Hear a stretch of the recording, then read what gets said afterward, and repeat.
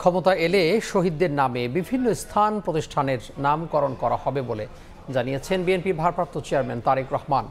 জুলাই আগস্টে আহতদের সহায়তায় দল ও ব্যক্তি পর্যায়ে সবাইকে এগিয়ে আসার আহ্বান জানিয়েছেন তিনি।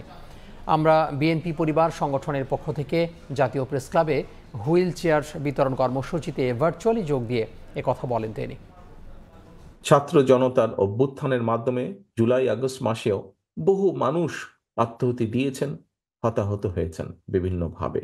ভবিষ্যতে ইনশাল্লাহ জনগণের সমর্থন নিয়ে বিএনপি সরকার গঠনে সক্ষম হলে যারা শহীদ হয়েছেন সারা দেশে, স্বৈরাচারকে বিদায় করার জন্য যারা নিজের জীবন উৎসর্গ করেছেন, এরকম প্রতিটি মানুষের নামে বিভিন্ন এলাকায় রাষ্ট্রের যে প্রতিষ্ঠানগুলো তৈরি হবে, এই মানুষগুলো যাতে তাদের নাম যাতে হারিয়ে না যায়, সেজন্য রাষ্ট্রীয় যে সকল প্রতিষ্ঠান বিভিন্ন এলাকায়, সেটি থানা পর্যায়ে হোক, জেলা পর্যায়ে হোক, বিভাগ পর্যায়ে হোক, ঢাকা শহরে হোক, বিভিন্ন স্থানে এই শহীদদের নামে সেই প্রতিষ্ঠানগুলো নামকরণ করার একটি প্রস্তাবনা আমাদের রয়েছে, ইচ্ছা আমাদের রয়েছে।